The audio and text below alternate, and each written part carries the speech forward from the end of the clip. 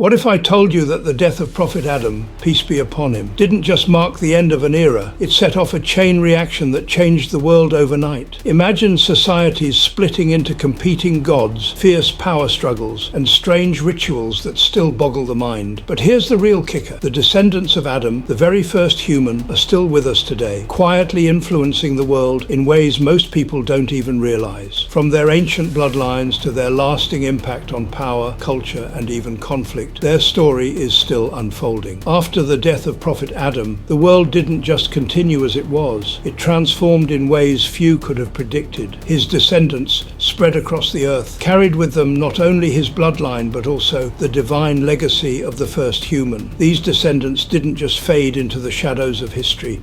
Their impact echoed through the ages, shaping the course of civilizations, cultures, and empires. But how did these bloodlines evolve, and how did their influence spread across continents, continuing to shape our world today? We will discuss these bloodlines in the last chapter.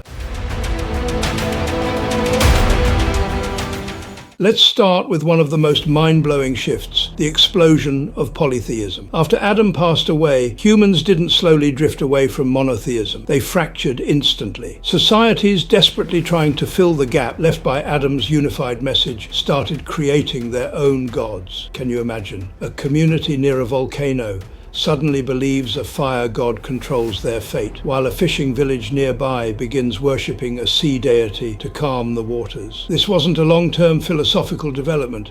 It was a desperate, rapid response to a world now devoid of a single divine voice. These gods were born out of fear, confusion, and the need to explain the unpredictable. But here's the kicker. These new beliefs didn't just spread peacefully, they started dividing people. As these pantheons of gods took root, so did conflicts, creating the first cracks in human unity.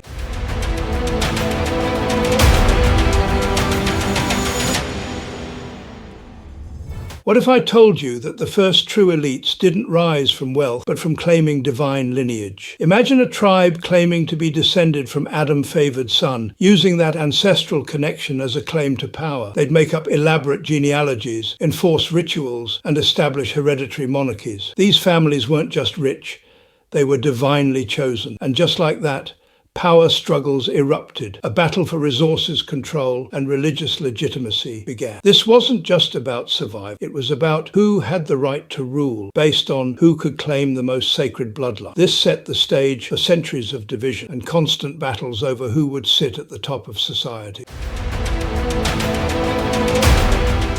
But it wasn't just about the living. After Adam's death, humans began to look at death in a whole new way. Burial practices were no longer about simple disposal of the body. They became rituals designed to appease spirits or even contact the dead. Early civilizations believed the dead were intermediaries between the living and the divine. Can you picture it? Grave goods, human sacrifice, and elaborate tombs became a way to ensure that the deceased could help guide the living. These rituals were not just about remembrance. They were about gaining power over death itself. What started as a desire to honor the deceased, a tool for building family. As families grew more entrenched in these burial customs, they solidified their positions as gatekeepers to the divine.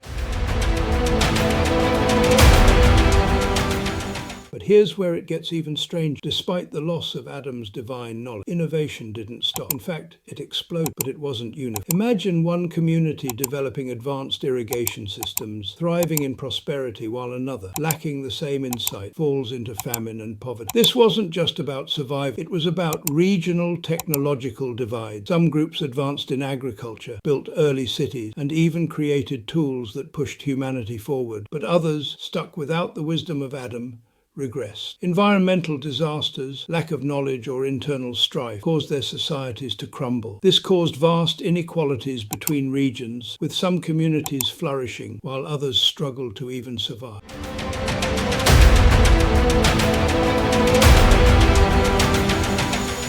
And now, let's talk about law and order. After Adam passed, society didn't instantly descend into chaos. Some groups came together and created rudimentary laws to govern their society. But in other places, there was no law at all, just violence, power grabs, and a fight for dominance. The absence of a divine code led to an explosion of different moral systems. Some developed codes of ethics, but others descended into lawlessness. Picture it. One village might have a leader who imposes fairness, but just a few miles away, another group is fighting for every resource and living in constant strife. This chaotic backdrop would continue to influence human history for centuries. And the migrations, they were massive. Communities didn't just stay put. After Adam's death, people were driven to migrate either due to environmental stress, scarcity of resources, or just the ripple effects of conflict. Entire groups moved across continents, encountering new tribes, new beliefs, and new challenges. Some merged, some conflicted, and some even assimilated others. For the first time in history, humans were not just bound to one spot, they were on the move, leading to the mixing of cultures. These migrations would set the stage for the cultural diversity that we now see across the globe, but they also caused chaos and violence. Every move, every shift in location sparked new conflicts, new alliances, and new stories of survival.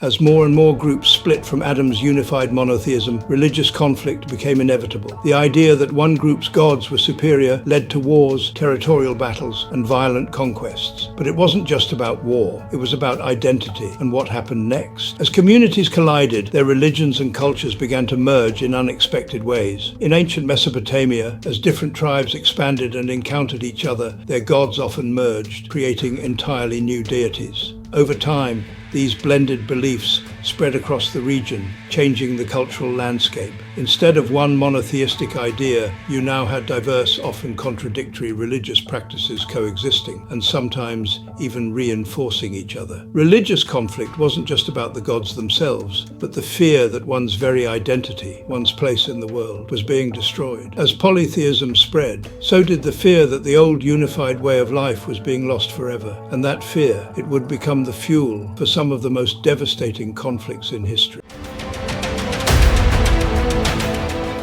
In the wake of Adam's death, the world fell into chaos. New gods rose, power fractured, and the ancient truth vanished. But one question remains: who will control the divine knowledge lost to time? The battle for power is just beginning. The gods are watching, the bloodlines are stirring, and the world will never be the same. Don't miss out on the next chapter. Subscribe now and hit the notification bell so you'll be the first to know when Part 2 drops. Stay tuned. The battle for the truth is just beginning.